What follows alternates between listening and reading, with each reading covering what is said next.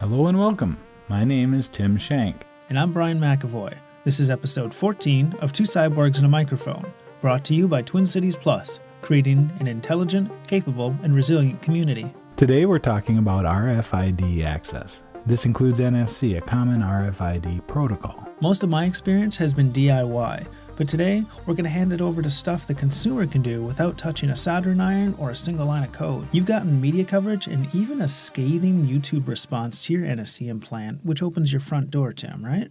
Yeah, I have. As a matter of fact, I've been called the bringer of Satan's mark because of these tags. Quite the title. It's pretty empowering, actually. Well, I mean, I guess it means people are paying attention. Yeah, it does. I don't think anyone's paying attention to the people who say that, though. Yeah, they're kind of fun to watch. Yeah. But yeah, there's something to be said about people like that. I'm not going to say it. So let's just, in case people aren't used to the acronyms, let's talk about what RFID and NFC are. So RFID is radio frequency identification, and NFC is near field communication.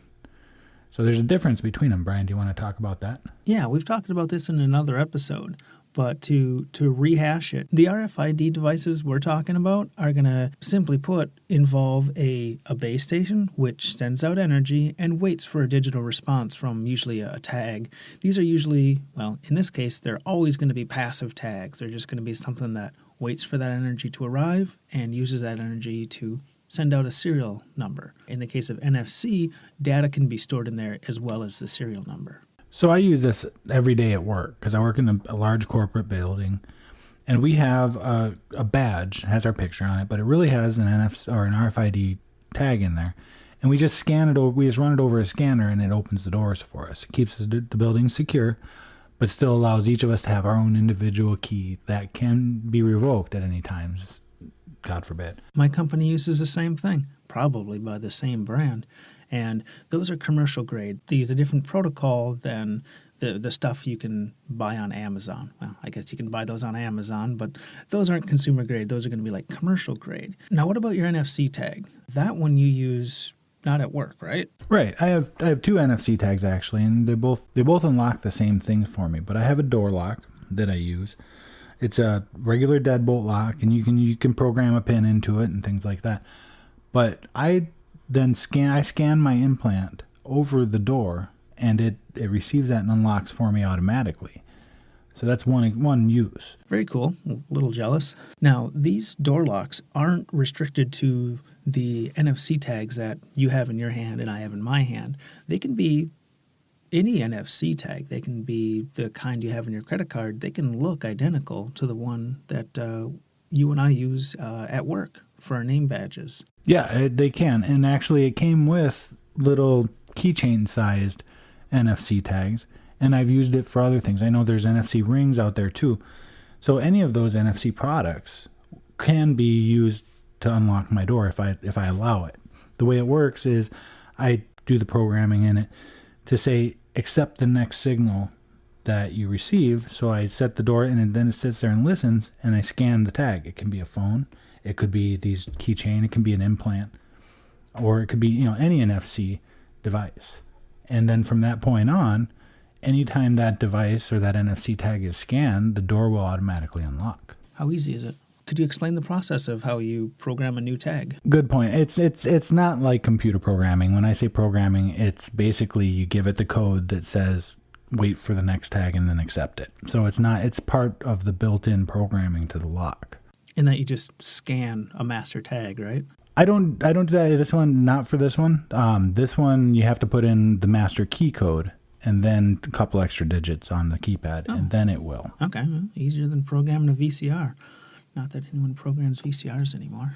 What's a VCR? Easier than programming the time on your microwave. So yeah, that's one thing I can use, and I do want to incorporate that same technology into my car. Eventually, I hope not to have to carry keys because I have these scanners and I have my built-in keys in my implants. Of course, that would be a little more complicated because you have to not only unlock the door, you have to turn on the accessories and then run the starter. So there's some complexity in using them to start a car. Yeah. Much more than just triggering a lock. ammo of dangerous things. He uses his implanted RFID to start his motorcycle, I believe. Yeah, I've seen that. Pretty cool. Hopefully I can get that done sometime soon, because I would sure love not to have keys anymore. Right. And that's one of the arguments that somebody has said. They're like, I've heard the argument on my tags and how I use them to unlock doors. People tell me, well, why would you ever do that? Because you have keys. And then I'm like, well, we've all forgotten our keys. And actually, the person that we were talking about, the YouTube video, who calls me the bringer of Satan's mark, he said, well, you got to be a complete idiot to lose your key, to forget your keys.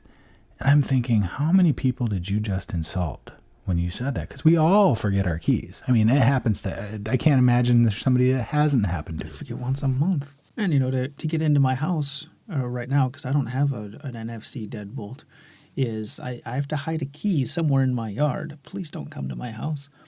And that's a serious threat to my security of my house. It sucks.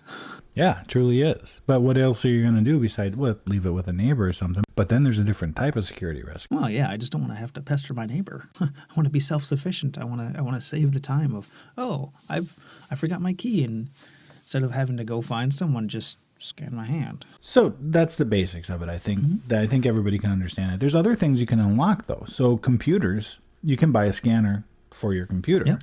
And then that way you don't have to type in your username and password every time.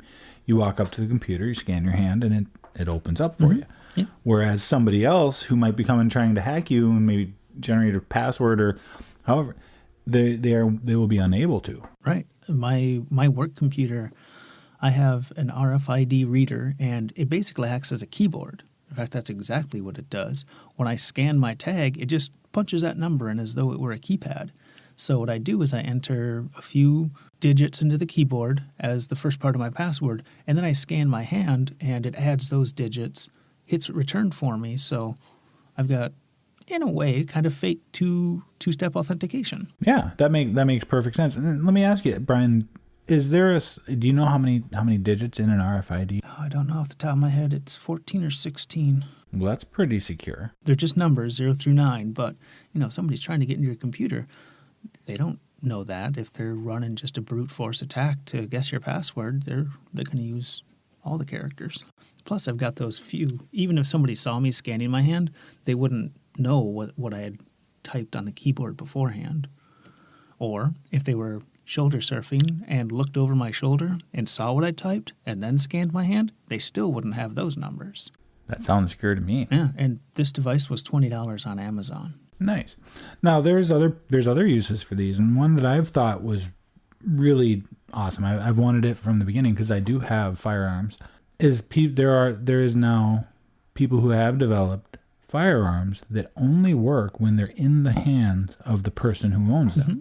I mean, if there is any good use for NFC, that's it. I'm all for securing guns. Yeah, I don't know of a single gun owner who would be against a gun that unlocks only in their hand. That's not something we tend to share with people. You don't say, "Oh, hey, go ahead and use my gun this time." For the most part, it's they're only used for home protection and things like that. Nobody really shoots them except for when you go to the range. And when you go to the range, you're not really lending your gun to other people very often. If you go with friends, you can. An NFC reader on your gun could prevent a lot of accidents, a lot of misuse of a very dangerous object. So I think that's a great use for them. Even just a gun safe that unlocks with NFC or RFID, those have existed for quite a while. And that's another way that RFID can be used. People who have firearms in their house, most are very conscious of keeping them secure in case there's a break-in or something like that. But at the same time, for them to be available for self-protection, you need to get to that fast. You need to get that open fast. You don't want to be fumbling with a dial or some kind of keypad that you might mistake at a crucial time. Exactly. Brian, you have on our list here external HDD or high-density drive, like a disk drive, with RFID readers. I haven't heard of that. Can you tell me about it? Yeah, so I think they're geared towards the people who think it'll give them a lot of security. What they are is they're an external hard drive enclosure, and they have an RFID reader on them. And they won't allow access until you scan one of the proper tags.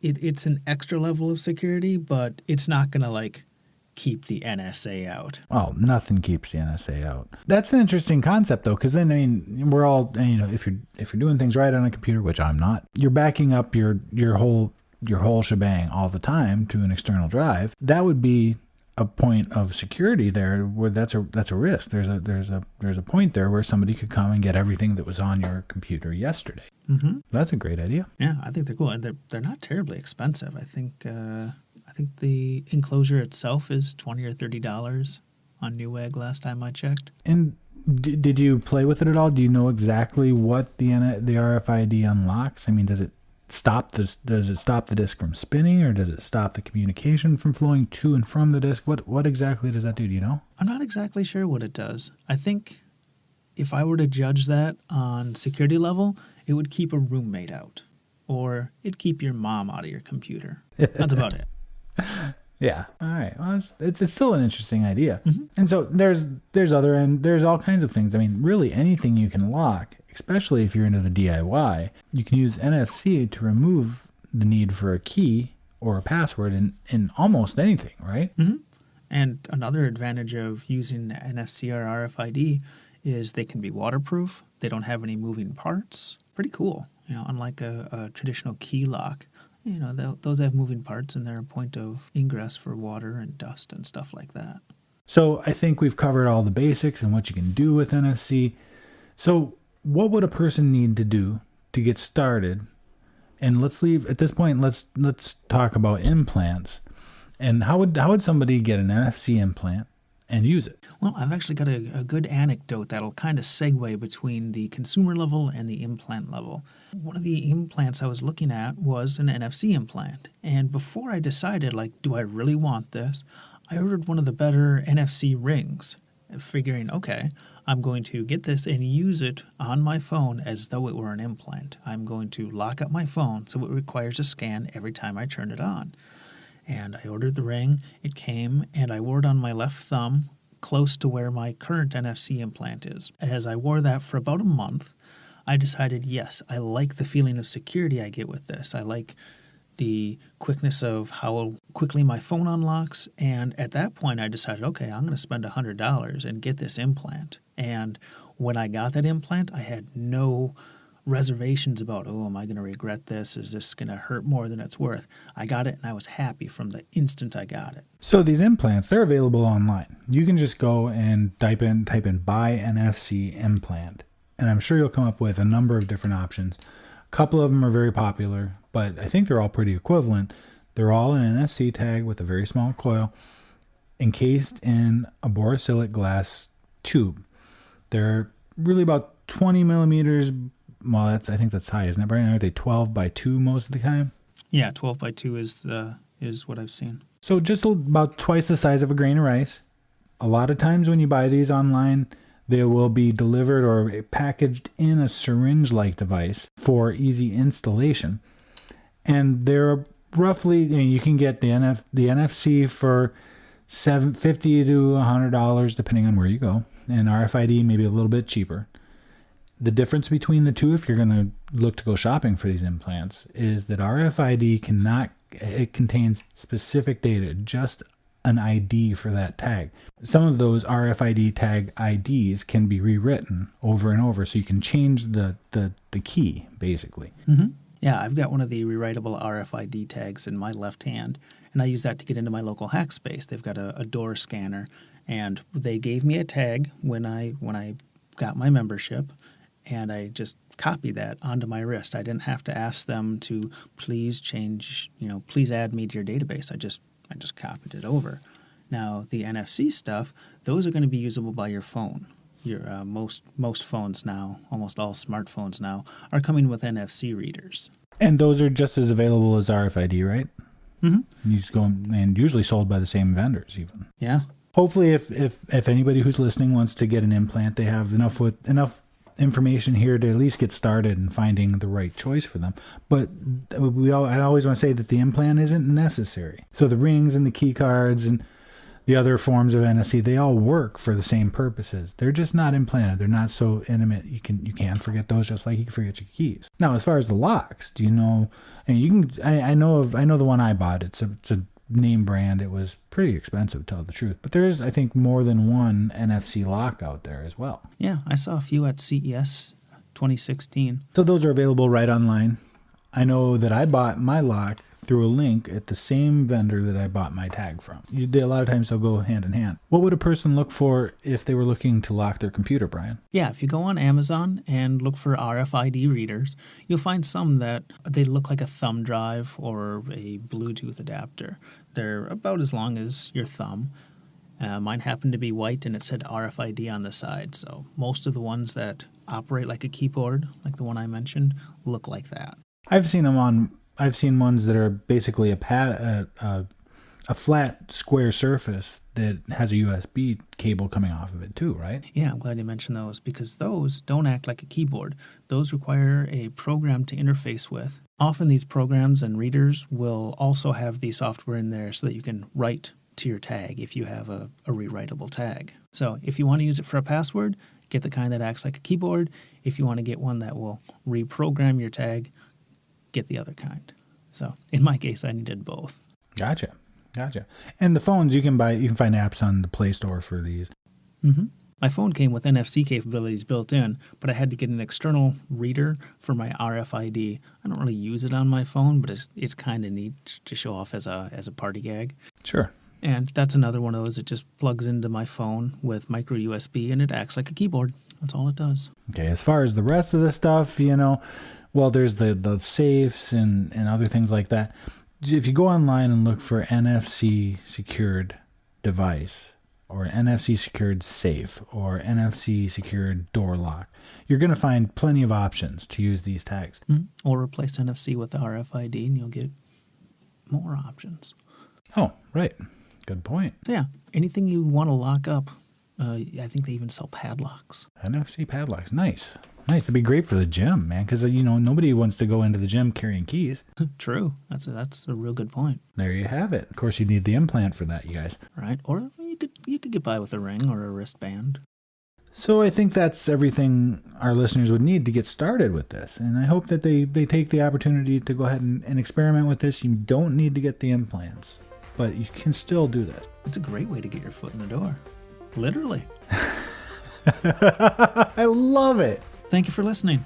We'd like to invite our listeners to email us at twocyborgs@twincitiesplus.org. And here's some exciting news. You can put 2 Cyborgs on your back. We have ultra stylish hooded sweatshirts with the 2 Cyborg logo in all of its glory available. Support the podcast and look fabulous doing it. This is Tim Shank. And this is Brian McAvoy. You've been listening to 2 Cyborgs and a Microphone, brought to you by Twin Cities Plus, creating an intelligent, capable, and resilient community. Like, follow, share, +1, and don't forget to subscribe on any of the popular podcast services, including Google Play Music, iTunes, Stitcher. Help move us up the podcast ladder by subscribing and commenting on iTunes.